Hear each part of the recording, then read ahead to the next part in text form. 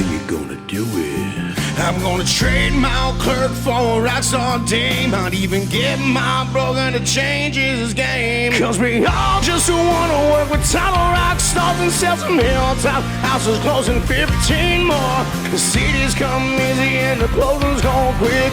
We'll all stay busy cause we just don't quit. Welcome to this edition of the Rockstar Vault. I am Nicole Malcolm, and I have with me today Fred Lom from Princeton Mortgage and Alisia Snyder from Opus Elite Real Estate. So, I'm so excited. Thanks for excited having to do me. these. Have you been on here before?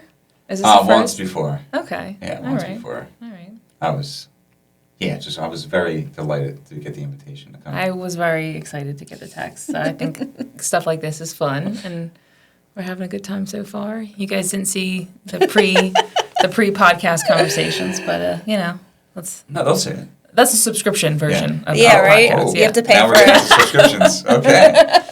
So, we'll start. Can I ask a question? I mean, when you Yeah, go, you go. You start. No, you start. Well, since Start. she's new, what's your Yeah. favorite kind of food?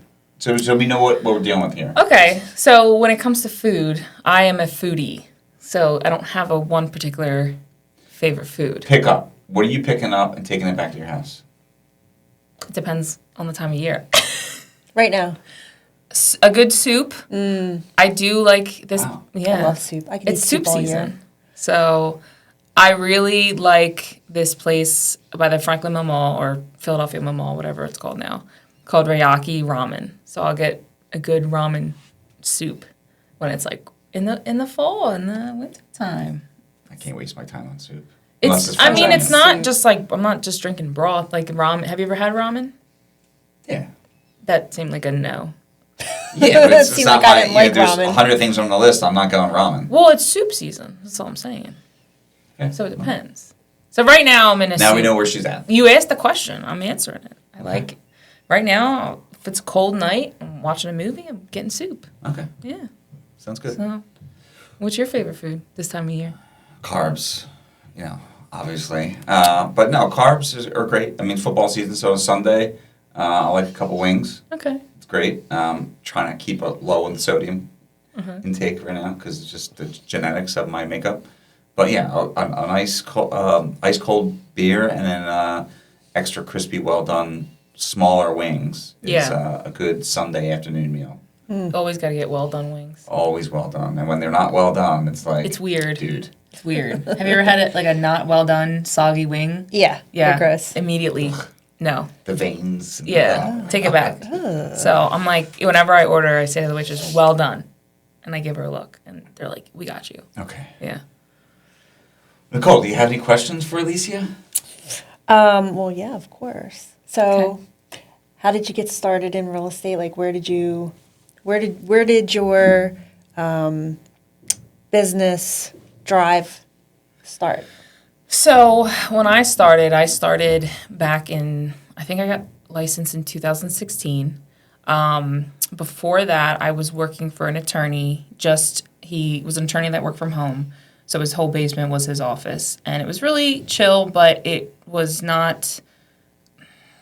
good fit. It was something I got out of college. At that time, I think the job market back then was pretty bad. You went to college? I did go to college. Okay. We can get back to Yeah, that. sure. I went to Westchester University, so I graduated with a degree in communications. I'll start there. I graduated with a degree in communications, and the goal was to be either on radio or television because I interned for the Preston and Steve show. I was on the WCR, which is our radio station for Westchester, and then I interned for NBC 10. So I wanted to be either a reporter or some type of talk show or something like that. That didn't work out because when I was looking for a job, you needed 20 years of experience for entry level. Not really, but it was hard. Entry level was not entry level. So it was really hard to get a job. And so I just stumbled upon this attorney that needed help around the office doing admin work. And at the time, my aunt, she's not really my aunt, she's my mom's cousin. I call her my aunt. You're from Philly? I'm from Philly. That's a Philly thing. What, like calling someone Yeah. aunt? And then, yeah. So she's my mom's cousin. Well, we're also Italian. So basically everyone that's on my mom's side is an aunt, even Right. if they're actually my cousin or her cousin. So she was actually she had her real estate license, but she actually is an entrepreneur too. So she has her own ski shop. She has 2 ski shops. She has a consulting firm. So she is definitely a jack of all trades, real estate being one of them. She owns rental properties. So at the time, she said, just get your real estate license because add it to, if you can't find a job, you'll have that on the side while you figure things out. Why don't you just try it? And I did it, and I started working right off the bat for a really well-known team in the Bucks County area. They were great. It was definitely a sink or swim situation. I did not get training whatsoever. It was just kind of like, this is how it works. You got to catch up. You got to keep up. You mean, so when you got your license, they don't teach you everything? They didn't teach anything. It was all... I'm kidding. We were discussing earlier that I got my real estate license as well. And it was like, when you're done, this is many years ago, and it was like, nobody knew anything. Well, the other thing, too, anyone watching this, is a lot of people... I didn't know what... I should say this. Me personally, I didn't know what to expect, but I knew that you had to show up. So before I actually got my license, I interned for the team, and I would essentially go to the office every day and just sit and watch and listen to it to get familiar with it. They were honest. They were like, we don't train. But I was like, well, you're the best in the business, so I want to be around you guys, But yes, when I got my license, a lot of people get their license, you have to put some effort in. It's okay if you don't know where to start, because there are, obviously, like Opus, we have a great brokerage that does train and help newer agents. But you still need to show up and do the work. So that's how I got started in real estate. It was more or less, I didn't know, the job market was tough. I really didn't know what I wanted to do. Like I said, it was tough getting into the field that I wanted to get into. It was more or less a back burner, and then I ended up being really good at it. I really enjoying it, really learning it. In hindsight, I kind of wish I maybe got a law degree because of what entails being a realtor at this point. I feel like maybe back in the day, you were just a salesperson. But now as a realtor, I feel like you literally need to be a title person. You need to be a lawyer. You need to be a home inspector. You need to be you need to, not really, but you need to have an understanding of each aspect of the business to be a good realtor. You can't just sell someone a house and then push it off to the lender, push it off to the title, push it off to, and then you're just like, well, I'm just a salesperson. So I feel like it's definitely changed. So now in hindsight, I'm like, damn, I should have went to law school or got a law degree, because it's just so much, especially now with everything that's happening, it's really not the same as What's it was. happening now? What do you mean by that? Well, there's a lot of different routes I can go with what's happening now. Meaning, so everyone and their mom is getting their real estate license. That's calmed down a little bit now, hasn't it? You think? I feel like 2020, when you didn't need to work, everyone kind of got their license because they were like, I can sell a house, $20,000, $30,000. Yeah, I can sell a house a year, my mom's house a year. And I feel like it kind of diluted the quality of agents because now there's so many of them. And the ones that kind of give the bad experience, the unexperienced agents that give the bad experience to the sellers and buyers, makes our whole industry kind of, why do I need you? Yeah. So I feel like that is an issue. I feel like for whatever reason, not to dive into it, the whole compensation thing, I see both sides to it, but at the same time, there's no other job or field that you would ever ask somebody to work for free or to, drop what your paid salary is, or, and people just see, oh, you made X amount on this home sale, but you didn't see me, whatever side you're on, you didn't see me giving therapy for 2 days to a buyer because they got, they wanted to back out. But you don't see that on the other side. You don't see me calling inspectors and contractors and trying to get somebody in the contingency period. You just get, oh, they're going to come in tomorrow. Oh, we're still within our timeline. You don't see. So I feel like there's just the industry, I don't know, it's changed over the last couple of years. I feel like there's just, you really need to be at the top of your game to not to stay in it. and to kind of keep the value as a realtor. And I'm not like trying to talk bad on any new realtors, but if you're a new realtor, you really got to get your together. Well, you have to be on top of your game, right? Yeah. So, like, but the thing is, now, I'm a mortgage originator here, and so a lot of people will blow smoke and say realtors are this, realtors are that. They don't know what to do. Like, listen, if you're 1 or 2 a year and you're just taking it easy, whatever, yeah, okay, crazy, it's easy. You just don't really do anything, you get paid. But to be a successful realtor, I feel that, it's one of the hardest jobs that you could possibly do because, you're a hustler and you're a hustler and you're a hustler and different scheme of it's a different platform, but like athletes, right? Nobody sees the work behind the scenes. Nobody sees, people just see that like you signed this person, you get paid to play.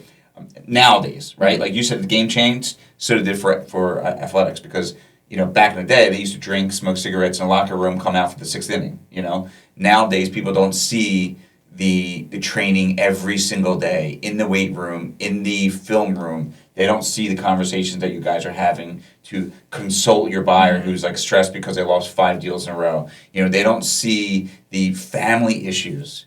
Like I don't care if you're making $5 million, $20 million, $100 million, or $50,000 a year. If you're married, you have family, you have kids, the stress at home is going to be the same.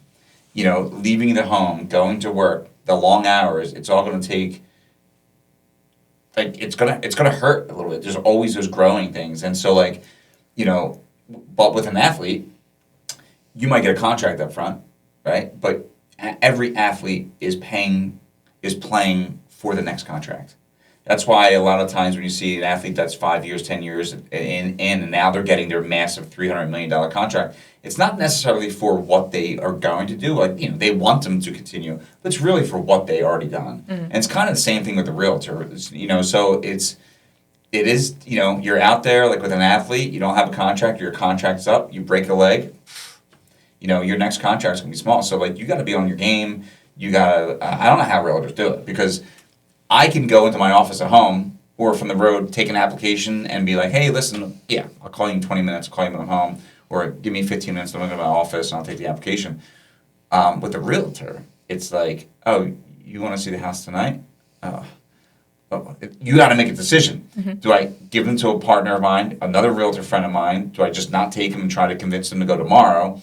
Or I just burn my family plans and go? Mm-hmm. It's all risky. And it might not look like a lot, but it's that's why I couldn't be a realtor, right now, at least in my life. I don't know how you deal with that, right? Like, what decisions, right, Nicole? I mean, yeah.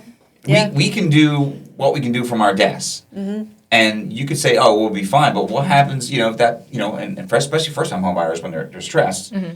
and it takes one little thing. It takes one little thing. You can have a month and a half of great conversations. It's that one time where they call you at 1 o'clock in the afternoon. They're like, hey, we really want to see this house. We're in the market today. Can you take us tonight? And you're like, it's my son's, first whatever. I really can't come. And they're like, oh, I'll call someone else. Yes. Yeah, and they're like, oh, Alicia's never around. Yeah. What the Yeah. That's why it's really stressful. It's happened to me before where something has come up and I just can't do it, and I'll call them back and they're like, oh, we called someone else, you're good. I'm like, what do you mean you called somebody else? I'm like, because I didn't get back to you in 2 seconds? Yeah. My God. And people don't see that. And the other thing people, I would say, too, is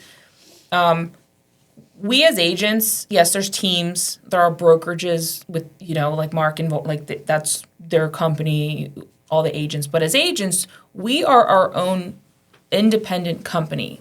So you as a buyer or seller or someone in this, we all run the way we handle our business differently. So, when I'm making money or I'm making whatever, I'm doing it based on the way that I just ran my business. So, yes, there are some agents who, like I said, if they do 1 or 2 deals a year, they sell their mom's friend's house. Okay, that's great. They didn't put, they take the cell phone pictures. That's how they choose to run their business. But it stinks because everyone clumps all realtors together. They don't look at us as individual businesses. They look at us as, oh, you're just a bunch of salesmen. When it's like, I run my business completely different than how they run their business. I get, this is what you get for me. And it sucks because, that's the one thing that I wish we could get over the stigma of we're not the same. Like a doctor, yeah, you all went to med school, you all did what you have to do to get your licenses, but you probably talk to your clients and, patients differently than others do, and you maybe studied a little bit more in a certain specific area than the other person, or, whatever. So that's why they always say, oh, get a second opinion. If you don't just go with one doctor, and if you don't like them, you stick with them, and you're like, I don't like this doctor, I'm going to go somewhere else. So it's kind of, in our business, I really hope that with time, some agents kind of just like fade away. And I hate to say that, but it's the reality. If you're going to bring our business down, I think you should get out of the business.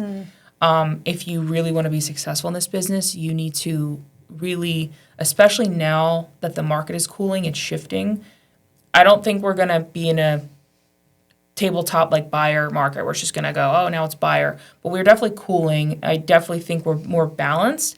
Those agents who are relying on the quick sellers, like, you got to pivot now. You got to now focus probably on buyers more. You have to work. You have to work, yeah. You can't be like Freddie and just go on vacation all the time. Oh.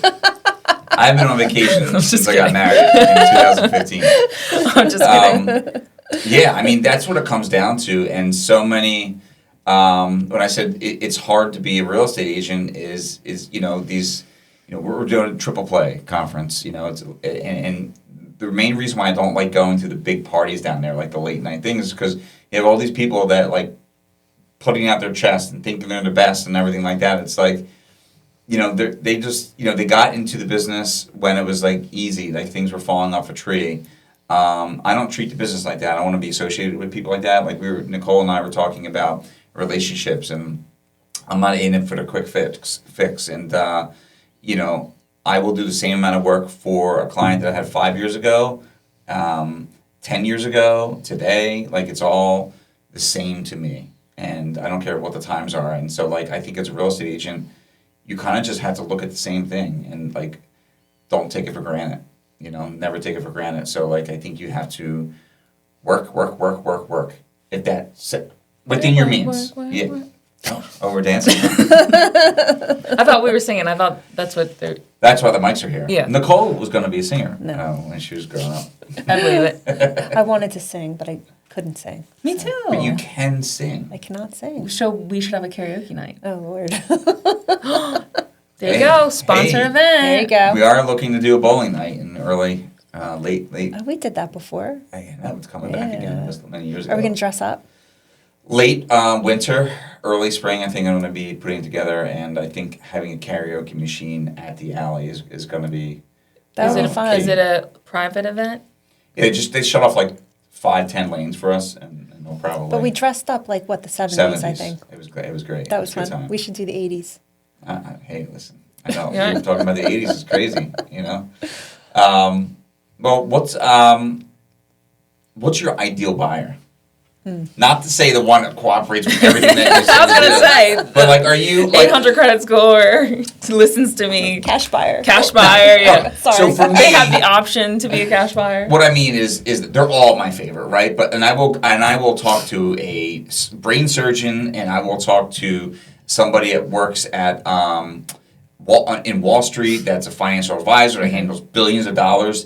I will handle them the way that we would need to talk to them and be professional. But my ideal client to have fun with is like a blue collar. Somebody that's like, yeah, I'm like hanging underneath the sink right now. Like what? And I got dirty water dripping on my face. Can trust me because I was referred. Like that's my ideal client. Like I have fun. I have fun with everybody. I make them all laugh. But go Birds. Yeah, I mean, it's hard to say because, I want my ideal client, whether they're a buyer or a seller, is somebody who, one, knows kind of that this is a process, right? So it's not going to be super easy, and it's not going to be super hard. I want them to be able to have an open mind and listen to my suggestions, the lender suggestions, whatever needs to be done. They have an open mind. Not a know-it-all. Not a know-it-all, yes. You may have bought a house 20 years ago, but if you haven't noticed, a lot has happened since 20 years ago. So, I want a client that kind of knows, hey, this is going to be a process. I want a client that is open to suggestions from any of my, recommended partners or referrals, because I'm referring you them for a reason. I'm not going to, if you're a buyer, I'm not going to put you in Freddie's hands not really knowing where the deal's going to go, right? Because I don't get paid. People get frustrated. So anyone I recommend, there's a reason I'm recommending. So if you trust me enough, you have to have an open mind to know that I'm putting you in good hands. It really doesn't matter your financial background or credit score. It really is like you have a goal of either buying or selling. You trust that I know what I'm doing, and I have a track record that proves that. Yes, am I doing this as a job? I get paid, of course. But at the end of the day, I still truly care. This is a big financial purchase, or selling. You're retiring. This is your retirement money. This is investments for, other things as retire. You want to buy a boat or a Porsche or something for retirement. This is important to you. So I'm not going to screw that up for you. I'm going to do whatever I can to, get whatever the goal is. So for my ideal client, it's just someone that's, what are you smiling for? Well, my ideal client is just someone who understands the process, trust me, is someone I can have a good time with. We can make jokes. It takes, anything that comes our way, any punches that, just go with it. You're in good hands. We're not going to let you, falter or fall. And sometimes in real estate, shit does happen. Well, sorry, I can't curse. Stuff happens. What makes you, I have my ways, Nicole has her ways, when Nicole is knocking on doors in the streets, use me for title. And, we all had our way. And how long have you been in the business for? 9 years. Almost 10 years. It'll be 10 years in May. Okay. Yeah. So you've established a way you handle your clients, right? So you're not handling like this, just how you approach clients is how do you get them to trust you? Because right away with me, I need to know right away, and I'm not being fake. Mm-hmm. I just need to know who I'm dealing with and how to handle that, so I can make sure they're having the greatest experience. How are you? Do you approach it all the same, or you No. So every buyer is different. Every seller is different. I'll say this for the buy side. I when I first started, I think I was a little naive or ignorant to what really, and I was young, so take that what you will. But I think I was more or less into the all right, let's get you in a house. Let's show up at the house. We'll just go through the process.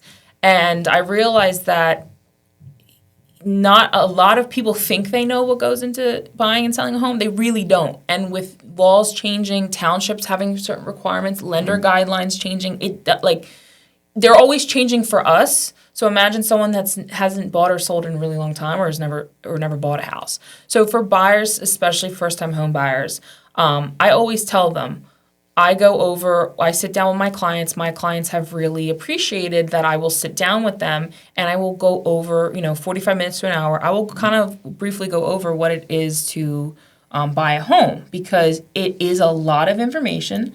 And I tell them, I don't say, I think you'll get overwhelmed. You will get overwhelmed. I'm telling you, you'll get overwhelmed, because I've been doing this long enough and I get why it's a lot. You have lenders calling you, getting emails from title companies. Then people are telling you about a wire fraud. You don't know what's real. It's a lot.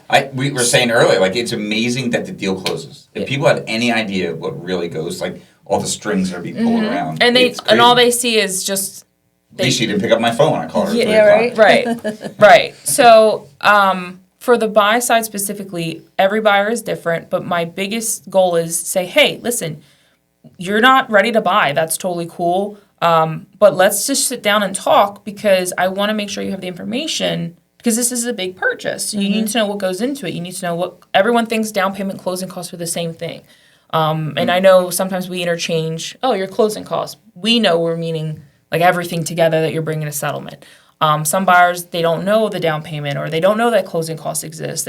So for me, what I try to do to build trust is just sitting down and meeting with them and just making it the beginning as simple as possible. So they, have a little bit of that. They go, okay, this isn't so bad. We can do this. And then as we progress, I tell them, you can ask me the same question 5 times. Do it. Feel comfortable doing it. Because I sometimes am like that, where someone will explain something. Like, ask him, I'm like, I really have no idea what you're saying.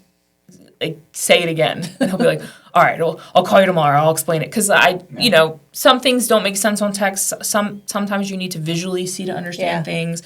And sometimes it's just how you explain things. Like, you could explain it and somebody will understand. I'll explain the same thing, but it doesn't resonate with someone else. Right. So for me, I understand. Like, I read the same paragraph in a book 6 times, and I'm like, okay, I think let me read it. And then you go and chat. What are they saying? So I definitely understand that. So like, I'm the same, and I'm sure you are with title. It's like, listen, if you get the questions out of the way and you keep on asking questions, it's less uncomfortable you're going to feel or stressed you're going to feel, because like you know what the answers are, and so ask away. Yeah. It's the main thing. And I started telling my clients now, at least and that's the other thing. If I'm working with maybe a buyer or a seller who hasn't bought and sold in a long time or whatever, I give them the option. Hey, listen, I sit down with my clients and go over everything. Do you want to do that? Because I have had clients where they're like, no, this is my 3rd house, whatever, just sign. Like they kind of get the gist of it. And then you have some clients, maybe they are retiring and they're downsizing and they really don't know what has changed in the last years, and they are a little scared because this is the only home they've known for 20, 30 years. Sure. So it's a big emotional, that's the other thing. People don't, for us, maybe it's business, so we're a little immune to it, but this is a really emotional thing for a lot of people. I sold a house, she didn't want to sell, but the house was too big. They had some health problems, and the kids were like, this was the house they grew up in. Now the house, is somebody else's, and it was really hard for her. And then some people, they're getting out of bad situations and they're on their own now and they're buying a house. So people forget that, yes, it's a business. Yes, we work to get paid, but it's emotional for us too. And I don't know how it is on title. And I know title is definitely such an important part, but the title is like the silent killer. Like they're behind the scenes digging and digging and digging. We don't even know that they're digging, right? Yeah. We don't even hear the machinery that's going on. With us, though, I feel like, when I have to call a listing agent, if there's ever bad news, right, with anything, I'm never calling our agent. I'm delivering, to deliver the news. I will always be like, and not saying all this bad news happens with Freddie Finance. It's just, things happen. Like, hey, by the way, like an example, we were counting overtime income for somebody, right? It's 3 weeks before closing. We got an updated pay stub. There's no overtime anymore. So we call, and it's like, oh, Bar, stop doing overtime. He doesn't want. It's like, whoa, what? So now we have, a situation where we counted on X amount of dollars per month of overtime, and your bar switched to a salary. Awesome. But the salary was only $5,000 more a year, but you just lost $10,000 a year in overtime. So, like, those discussions that we have, like, I will never have the buyer's agent call the listing agent. I need to deliver that news, which means that, like, but my point is, like, we get emotional. Mm-hmm. And for me, and just knowing you in a short time period that I know you, like, you get emotional. So when I'm helping a buyer buy, I'm buying too. Like, I get so pissed off when a condition pops up at the end. Where, like, I'm like the buyer. I'm like, what's going on? And it's like, it's just because I'm in. I'm fully in, and I get that because from day one, I'm taking the application. From day one, you're talking to the buyer. You're there from the beginning. Attorneys that come in at the end, no offense to title, because title's there doing their thing. Title's in there doing their thing. They're not really supposed to bother anybody. It's always a given that they're going to be there. But with us, like, we're so in it from the beginning, and I take offense. Like, attorneys in Jersey, like, no offense. I love attorneys. I have friends with attorneys, but when they start, like throwing things out at the very end, I'm like, yo, dude. Like, yeah. Get in line. Like, I want to say that. Like, all respect to attorneys, but because I'm so protective of our clients that, like, we care so much. Yeah. And, so we get upset as well, right? And we're very concerned about our buyers, and obviously probably the same with sellers too. And so I imagine somebody comes at your house. Probably what happens is, if you're a listing agent and somebody is like, gets an inspection done and comes back with something like, oh, I want to get this checked. You're like, F that. Like, no, screw, who are they thinking, right? Because I've heard it. Like, who are they to tell me that this house, and it's not even your house. I know. There's a lot of agents that get that. And I feel like I was like that when I first started. I was like, I would take things personal. Yeah. Now, you can't, if you're an agent or anyone, you can't be emotional in that way. Like, yes, you can. You can, but you can't. You won't be as successful. Yeah, you won't be as successful because you're representing the interests of your buyers or your sellers. But I know some agents, they personally take it. I don't know what it is. Like, it's not my fault. You don't know. I mean, it ruined your day. Yeah. Yeah, like in the moment, I'm like inside. I'm like, but then I'm like, okay, it's just the business. No, I don't know. I've seen some agents where they take it like it's like a personal attack. Like I had a deal once in Quakertown, right when COVID was going on, and long story short, I represent the buyers, she had the sellers. My buyers end up getting about like 10 or 15, I forget the total amount, but like 10,000 in seller's assist or seller credit for some issues with the foundation. And ever since then, the listing agent every time would have an attitude with me. And then at one point, she called and asked if my buyers they had a giant gun safe. I don't know how much the gun safe weighs, but I'll take it. What is it, like 200? How much do you think they weigh? Like a lot. Like 700 pounds? Like a lot, right? Yeah. So I called my buyer, and my buyer's like, no, we already got one. So I was like, hey, they don't want the safe. And she said something along the lines of like, maybe your buyers one day will realize it's not all about them. Or something like that. And I was like, what? Like, it was such a weird thing. And I'm like, is she really mad that we got and then she kept saying, this house is the lowest price in the neighborhood. They're getting a deal. They should be very weird. I'm like, why are you taking this personally? You negotiated for your clients just like I did. If you felt like you didn't do a good job negotiating, that's on you. Seems like there's a communication problem between the listing agent and the client. Yeah. I think so. Yeah. So she ended up, and then after the fact, I don't know, weeks, some time went past, I had a buyer who wanted to see another one of her listings. She would never approve my showing request and kept denying it. And I can't prove. That's personal. Isn't that unethical? I can't prove it. Like, she could have said, they have. This was during 2020, so like maybe there was too many showings, and she couldn't. I would have got another agent to. I don't know. Thankfully I haven't really run into her, but yeah, I think she took the deal to me personally. Yeah. But it had nothing to do with it. Was what you negotiate, what we negotiate. Your sellers agreed to it. My buyers agreed. I don't know why you're taking this out on me about the safe thing was a weird thing. She did. She was like, I don't know what's going on here. There's no logic to there that. There was, and maybe there was like an issue with the seller because I do know they were going through a divorce. That's why they were selling. So maybe there was some behind the scenes stuff that I wasn't aware of. The divorce thing is crazy because. It can get messy. Yeah, because sometimes I have to talk to both sides, and so I'm like, oh yeah, and then I have this thing, and then I talk to the other side, and I'm like, oh yeah. And I'm like, I don't know who's telling the truth here, but they both have issues with the other, or they're both right, I guess. But yeah, those divorce things are crazy. But yeah, so am I hijacking all this? No, but you guys. I'm used to it because Chad does that. Oh. He just takes over. No, Chad. I'm good. Hey, Chad. So what? Maybe I should. Who's louder? Is Fred louder or is Chad louder? I'm trying not to be loud. Left for Chad's probably louder, right? Oh, you can't compare it. Chad's been on here 30 times, and this is my first or second time, so I wouldn't know. He's been on. Get him for me. Get him.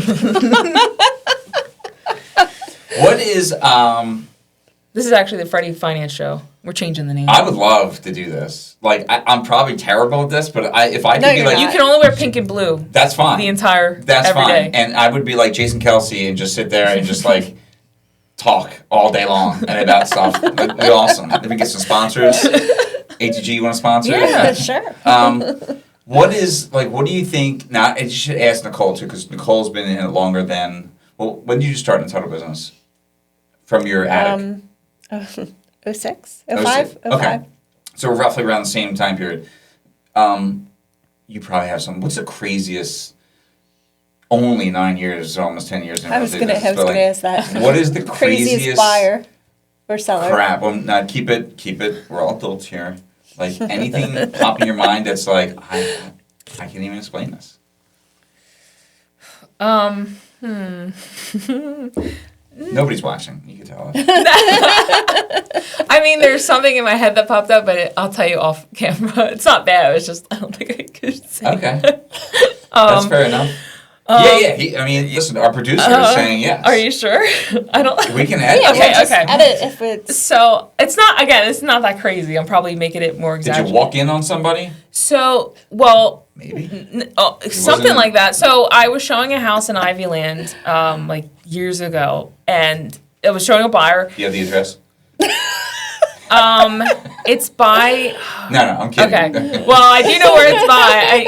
I can't remember the address, but anyway, it was this was 2001. I don't know. I went like 16, 17. Anyway, we're in this house. It's in Ivyland. It's a nice house, but it's very like 80s, like just right out of the 80s. 80s. The basement wasn't finished, and so they had like, you could see the support beams, the joists, and all that, whatever. And the basement was filled with things, and there was a 3-foot long dildo.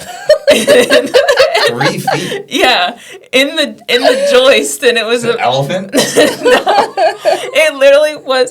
I'm not lying. I took a picture of it, but it was my old phone. I lost all the photos. It was literally this big because I took a picture, and it was probably like this. No, how big is a joist? Like, so however long a joist sticks out, that's how wide it was. 16 inches typically. So about like a 6-inch by 3-inch like dildo just in the joist, like sitting there. Holy That must have been a party. Yeah, I don't know. Like I a don't prom know. know. or That's something. Maybe not in the U.S. Maybe not. So. Well, that's crazy. I don't know if that's that crazy, but that's something that I always. That's a core memory. That is a core. It It is a core memory. And then, I mean, I saw a woman half naked in an investment property. We had a showing. She knew about the showing. We went outside the house to walk, outside. We came back in. She was laying in bed without her pants on, and then we just walked left. So We've all been there. we have. Not me. But so this is younger. I was. This is maybe 2007, 2008. I went to a refinance closing, and it was like a 9 or 10 a.m. closing. It was early. And it was right around the corner. It was in Jersey, and I show up. 26, 27-year-old Fred. Yes, I'm 45, and How old? she 45. She shows up at the front door like, oh my gosh, I forgot. Like, what's going on. She had a loose, I'll never forget it because I was young Fred, a loose, like white, thin, see-through, like, the Like arms silk, like going a- down, like, yeah. like it was like a sleeveless shirt, like she was bodybuilding, but it was like real loose, white, like it seems like it was washed 5,000 times with nothing underneath. She answers the door. She's like, "Oh, hey, sorry, I'm getting ready still. Just come on." And I was just like, she was literally topless, and I was like, And you were like, "Is this legal? Like, how do I not even know?" So yeah, I've seen that before, but, which is people just maybe she knew probably she knew what was going on. Probably. yeah. She didn't care. Does No, title have didn't any crazy? Well, I mean, we deal with people's money, so yeah. I mean, you see all different things. Like you see people's money, you see transactions at the closing table, issues. Like what? Like, does anything pop up that it's like a core memory for you? Dildos involved? No, not like that. I mean, we deal with a lot of divorce people that are emotional with their money. She keep that classy. Yeah, she is. I'm trying to think. I don't know. See, it's tough. See, like, not. I mean, crazy things happen, but.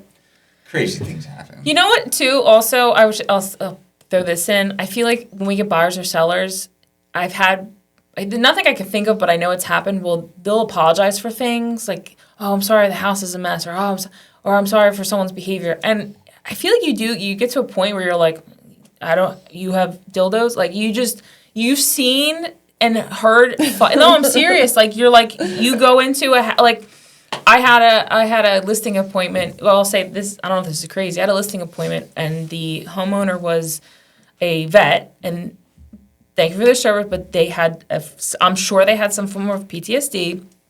And they had guns all over the house, and they had a safe, and they weren't just like sitting on the table, nothing like that. They were hidden because, like I said, I think he had maybe some PSTD or whatever. And great guy, like could have a conversation, totally normal.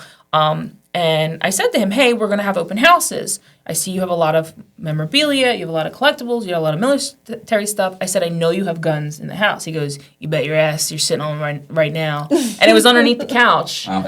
And I'm just like, yeah, don't hide them. Put them in your safe. You know, people are going to come in. Will someone look under the couch? I don't know. Will someone, open up the whatever safe you have up there? I don't know. But to cover my ass, put your guns away, put your memorabilia away, like anything you have, like, because we're going to have people and, open houses, you've seen them, 20, 30 people. I don't know who's actually a buyer and who's really just trying to get in someone's house. So, there's that. So I feel like when we meet clients as a realtor, as a lender, I don't know, even title, we've seen it all. So, like, don't be embarrassed or shy. Like, I feel like I'm just, like, immune to stuff. Like, if I find something or I see something, I'm like, oh, that's cool. So basically not much shocks you anymore. Yeah, like, not much. I don't know. There hasn't been, like, clogged toilets. I think stuff that shocks me is, like, bank accounts. Like, I have a client recently, like, very successful, sold his business, and like, was helping him out. He's very illiterate with, like, online stuff, so I had to help him set up his house. And, like statements sitting on the desk, like, $6 million balance. I'm like, this guy, like, like that to me is like, all right, let's get it. Like, it's achievable, like, but that's still, like, crazy to me. Like, I see a lot of statements in and out, what people make. Do you feel like those clients are the ones that trust? And I don't know, but I feel like in my experience, the ones with the most or more money, they're more like, just tell me where to sign, and they listen to you more. And then the people who, and I get it, and maybe the people who, maybe it's tight, or they're the ones that are just a little more scared and a little bit more nervous, or do you find like it's an equal battle? Like, do you feel people with money are more like? I think it all depends. I think it depends on nationality, and culture. Culture, yeah. So. Yeah, but I mean, this stuff doesn't even bother me anymore because I shoot them straight.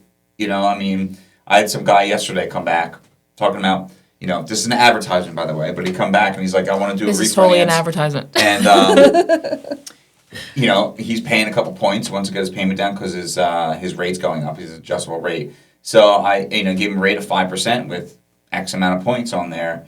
And he's like, and I know the way our pricing structure is. I'm very real. Like, I will send the closing cost structure. I'm like, this is what it is. Like, this is your cost, and the average is this, and anything, whatever. He comes back to me, he's like, yeah, there's another company, like, just wants to give me 4.75. And I just went through my thing of how we are, and I'm like, there's no way. There's absolutely no way that somebody's giving this, because I have raw pricing, and, like, this isn't happening. And after, like, 30 seconds, he was like, all right, yeah, I'm going to go with you because, I don't really want to deal with the other guy. I was like, he was just BSing you to see what you get. And so, like, it doesn't bother me. I'm just real from the beginning, from my first conversation. So that it doesn't bother me if they're picky or not because I have nothing to hide. Before, like, with what we do with our pricing structure, before it used to be, well, Fred, you don't have the best rates, we have great service. Mark once told me a couple years ago, it was like, Fred, I love you, you're awesome, I'd send my family to you, but when I have a client that's, like, really anal about closing costs or rates, it's like, I can't refer them to you because, yes, you're worth the rate, but, like, if somebody's going to shop 50 different places, I'm not going to even bother you because they're probably not going to go with you. And that hit me hard, and now it's, like, not the case. So, like I can beat anybody with the service, so no competition or anything like that. But, like, I'm just so upfront. I have nothing to hide with lending. There's no, like, oh, maybe they won't notice this. I don't give a crap. I'm sending it. It is what it is, and I know they're going to like it. And another thing, too, is you sometimes, like, I come across clients where they are a little nitpicky, and it's hard. Yeah. Really? A little nitpicky. And it's hard sometimes because I know of, and you're a great lender. Dude. But I know a lender that they do a great job with the grants. Like if you're going with a grant, they, in my experience, when I've either been on other, They're tough. They can be tough, and it's not the lender's fault. If I'm speaking out of context because I don't know the full process, but it's a lot of this, like the state grants. Yep. The lender kind of has to rely on the state in a way, so it's not always the lender's fault. I get that, but I've been on the sell side when someone has had a grant and we've had issues because of whatever, and we tend to blame the lender. Sometimes it is what it is. Sometimes the lender did mess up, but I do know a lender that the grants they are like bullet, like they are on their game. I never have to worry about any delays, but they have higher.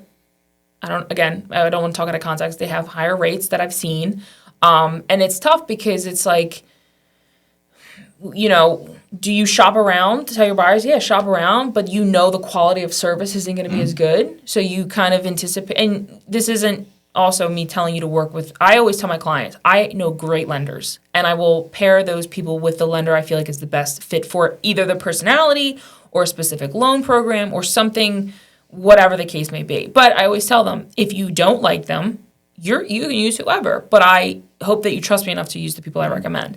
So sometimes it's tough when you do have buyers that are like, oh, I'm going to shop around for the lowest rate. And I'm like, yeah, but there's so much in between that estimated loan cost and closing. If you have a lender, it doesn't even matter that you saved on an interest rate or you got a fee knocked off because the deal, it took 2 extra weeks to close and something came up that a good lender would have caught early on. And I've had deals where buyers got a pre-approval and they shouldn't have got a pre-approval because, and then you find out later in the deal that they don't qualify, but other lenders would have been like, well, we would have caught that in the pre-approval. So it's tough if you're a buyer. If you trust your realtor, trust who they recommend. That's all I'm going to say. Because it's like, Mark said, it's your service is great. And it's like one of those things where as a realtor, as anyone to refer, it's like, or even a buyer that's trying to be nitpicky with the interest rate. I'm like, are you really going to trade up a good lender who's you can call 11 o'clock at night, 12 o'clock at night? I'm serious, with an issue, or are you going to call a lender that ends at 5 o'clock every day because they have a cheaper rate, but you can't get them on the phone. You can't figure out problems that come up, and so. I don't have that problem anymore, so that's good. Oh yeah. And are we good on time? Right, I guess. I'm ready. It's your show. It's not my show. It's both. I mean. All right, I have a question for you. Yeah. Oh boy. It's maybe you might know the answer. I don't. I've always been curious. What's with the butterflies? So that's a good question. yeah, Yes. I get that a lot. Yeah. So when my grandma passed away, I saw a lot of butterflies. So it kind of just, because they were so always in my face, I just took to them. Okay. Were they blue butterflies specifically, or? Yeah, okay. a lot of blue ones. That's pretty. I like that. Okay. Well, that Yeah. answers that question. Yeah. Did And you know then- that Nicole owns what's that? Crap! I just screwed this whole question up. Never mind. Do it. We'll give you time. Home Goods. Did you know that You own a Home Goods? I'm stuck in Home Goods. Yeah, you haven't been as, because your place is set up now, so you don't really go too hardcore. I still go every What was week. Do you you really? mean Every you mean week. you shop at Home Goods Yeah. a lot? Okay, I didn't understand. You're Have like, you seen upstairs? yeah, Okay. yeah. Well, you were like, she owns, and then you kind of messed up, and I She's didn't. the I'm she the owns CEO some kind of stuff. of Home Home Goods. Okay, very nice. I Love do like a Home good Goods. Home Goods. Yeah. But I have a question for you. Okay. So what do you think the market is going to be like in the next year? Like for 2026, what are you anticipating for your book of business? So right now, I am. You better be right, by the way. Yeah, we're going to hold you to it. Well, when I am right, we're going to replay this. Okay. No.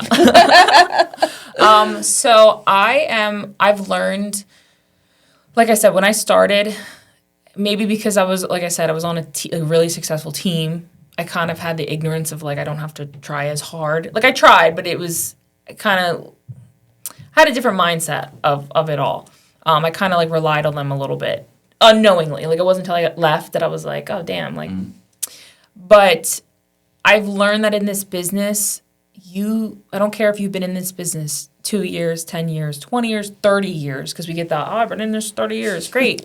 We're not 30 years ago. We're now. So change. But I'm serious. Like, I get that. Agents will be like, I've been in it 30 years. Okay, well, you know how to use DocuSign or do you got to use hand signature? Because we use the internet now.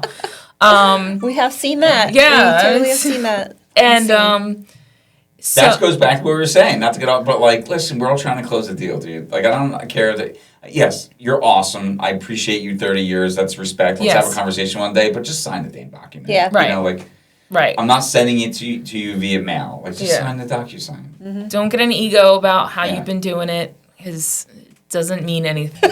You've been doing this job for 30 years doesn't mean just because you've been licensed 30 years doesn't mean you've been doing a good job. So you telling me I've been doing this 30 years, I'm like, you've been doing it well? Like, I don't think so. So anyway, what was my point? Oh, 2026. So I've learned that you can't be stuck in old patterns. If the market is always shifting, you as an agent have to always shifting. So for right now, I do see a cool off. Everyone keeps talking about, a crash. They're going to wait to the housing market crashes. And that frustrates me. One, I'm going to throw this in there. Back when the market crashed, people were taking equity out of their home and investing it in the stock market. So when the market crashed, they lost that equity and they went negative. Are people doing that today? Maybe. They're not, but they're not. Like, they're not doing it where it's going to affect us the way that it did in 2009. And there's other factors that play into it. I realize that. But as far as housing goes, people aren't doing that. So I do see a cool off. I think it's going to be, like I said, more balanced. It's not going to be a seller's market and then boom, all of a sudden we're in a buyer's market. There has to, in my opinion, and I'm not an economic expert, but there has to be more economic factors, micro and macro, to just immediately shift it to a buyer's market. So we're not there. We've heard talks that interest rates are going to, drop. Freddie, I'm sure you can. Yeah, I know the answer to that. So okay, you have to reach out to me. What's the answer? If you want the answer, come on. 215. I don't know your number. He doesn't know his number. Yeah. I tried earlier.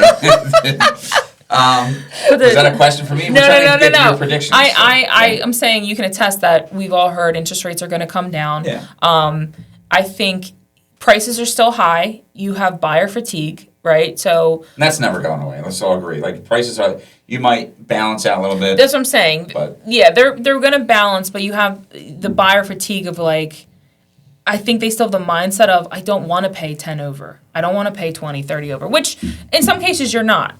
Some cases you might. Like, I feel like we're starting to, where before it was no matter where you went, whether you're the city or the suburbs, you were paying over asking, you were competing. Now, obviously, Philadelphia has a whole different, if you're a first-time home buyer and, Philly, you can find you're okay with certain parts of the city or it's close to enough to work. Philly has tons of grant programs for first-time home buyers that help with the down payment. There is so much inventory. I would say Philly is more of a balanced leaning buyer's market just because most of the buyers are FHA, first-time home buyers, a low down payment. They have tons of grants. It's almost, if I have a listing in Philly, I tell them, you're probably going to get an FHA first-time home buyer who's using grants. Like, this is what it is.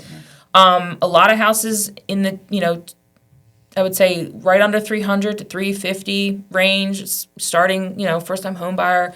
But Bucks County, I would say, is definitely cooling off. I think even with rates dropping, it's still going to be competitive. Inventory is picking up. But for me, I'm shifting towards, okay, if Bucks County and Montgomery is slowing down, not stopping. So people, it's not like it just stops and flips. It's just slowing down. I'm trying to pivot more towards, honestly, the buyer side of things, because I do think with rates dropping, if sellers, I've seen and heard, and I know it's true, the thing with sellers is it's tough because they locked in their homes in 2020. Most people move after 5 to 7 years, but when you have a 2.5% interest rate, you're like, why would I trade up for a 6%, even at 5.5%, if they go that low, why would I trade that for my 2% with what the prices are since they bought since 2020? So I think inventory is still going to be an issue, but people always have to sell. There's, what are the 5 Ds? Diapers, divorce, diamonds, probably forgetting one. But there's always certain groups of people that have to sell. What? Why'd you make that? I never heard that before. Yeah, I've never heard that before either. Yeah, it's diapers, so you have to expand your family. Diamonds, marriage, you're buying a house. Divorce. Death. And I think that's the one that you death. didn't say. And I forget I think there's a 5th one. You brought it up earlier in our conversation. What? Oh. So what, That's a late night Rockstar show. So, Rockstar's after party. Yeah, Rockstar's after She dark. can do the announcement. So, 26. First of all, I can't even believe that it's freaking November 20, something almost already. 2026. What is what's your main goal of? And don't say do more deals. Like, what's something about yourself that you want to focus on to change for 26 that you think that will help you either personally or your business? Honestly, I think it's just getting my name out there more. Going back to my point, we're saturated with so many agents. So many people want to get into real estate. There's so many TV shows, reality shows about real estate. They make it look so easy. It's easy. So easy. I'm closing. Oh, I just closed another deal. Done. Happened.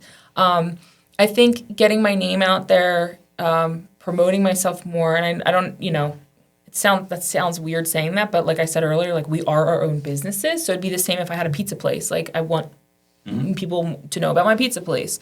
Getting my name out there and showing them why, and this is going to sound like, again, I don't know if it's conceited or cocky, like why I'm an agent you should choose over someone else. Like Confident. Yeah, it's not to like rain down on newer agents. It's just kind of the grind that you as a new agent have to go through, like we all did. Like you have to make your own name for it, and I applaud you for doing so. But at the same time, it's foolish to be like, well, they just got their license, so I'm gonna sell. Like you got to have a team behind you. You can't people just, do have to start. Like they do, but you as an agent. So when I started, I was on a team, right? So I technically, even though I didn't train or teach, I knew that there was people I could go to help me. I'm talking the agents that get their license, and they have maybe an ego or they think it's easy, so they just think they can. Oh, you want to sell your house? Sure, and they know nothing of what's going on. They don't know what goes into it.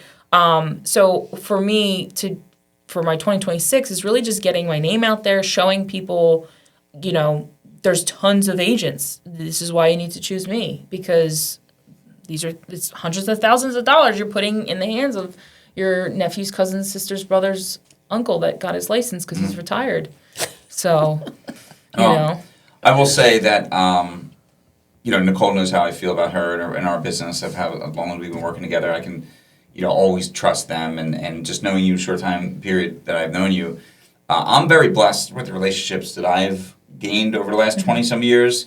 Every real estate agent I work with is my favorite because just, well. What? Well, because we had a discussion earlier, because I value the conversations. I just don't like, oh my gosh, an agency just hired an agent and I'm just going to, I want deals from them. Of course I want deals, but at my point in my career, the relationships are so much more important. They are. So I appreciate all of my relationships, but I can say with you for a fact that the moment I knew that it was and this is more recent, we've done a couple deals together, but more recently, I guess about a month ago, that our client that we had over in Jersey, I knew that you were down, you're, a good person as well, because I don't know you that well, but we had a deal. I'm not going to say any names, but he kept on insisting to buy in a bad neighborhood. And unsafe neighborhood. Call it what you may. And, he just didn't understand and kept on going back there. And eventually, after you explained to him, you don't want to put it, you're doing your due diligence and letting him know this is but you were like, you know what? I can't be at fault for getting a guy just to take a check and get paid on a deal, and 2 months later find out that like his whole house, actually it wouldn't be 2 months, it would be the same day of settlement, his house is broken into, somebody's hurt, and you're like, I'm out, I can't do that for my client. So like, for me, my respect level went up for you and that, and it just shows that like, we care, right? Like, imagine selling the guy's house, him and his girlfriend buy a house, and then you find out like everything was robbed, and like you're like, oh my gosh, like we're fully invested. So kudos to you on that, and it shows that like you're one of the agents, you're going the good guys. And at the end of the day, it is the client's decision what they want to do, but also too, I don't want to put myself in an unsafe position. It's all about yourself now, I guess. I'm kidding, by the way. Kidding. No, but it does. It's come to. I've been in scary situations, and this is just me. And again, I might not be the agent, but I know agents that they're like, yeah, whatever, I'll go anywhere. And again, I'm a female, so I'm not trying to play the card, but I am. Like I'm not going to put myself in a situation where, but I have with a client, and so much so that I had. My dad used to be a cop, and he went in an unmarked car while he was working and sat outside the house because of how bad the neighborhood was. And he was like, "Are you still in there? Are you leaving soon?" Because and I said, "Yeah." Well, he goes, "You have eyes on you, just letting you know. They know you're in there, and they know the house is for sale. It's an investor who's looking, and there have been scary moments that happen in this business, and I go, it's not worth Listen, you want to buy in this neighborhood and invest, kudos to you. I'm not the agent for you. I don't want to put myself in that position. I can only tell you what I know about the neighborhood, what you can do your own research about the neighborhood. You know what you're getting into. It's not for me. And I wish you the best of luck, because at the end of the day, this job is not worth losing your life over. No job is really worth losing your life over. So how you gonna do it? I'm gonna trade my clerk for a Rockstar dame. Not even get my bro gonna change his game. Cause we all just wanna work with title rock stars and sell some hilltop houses closing 15 more. The cities come easy and the closings go quick. We'll all stay busy cause we just don't quit, and we'll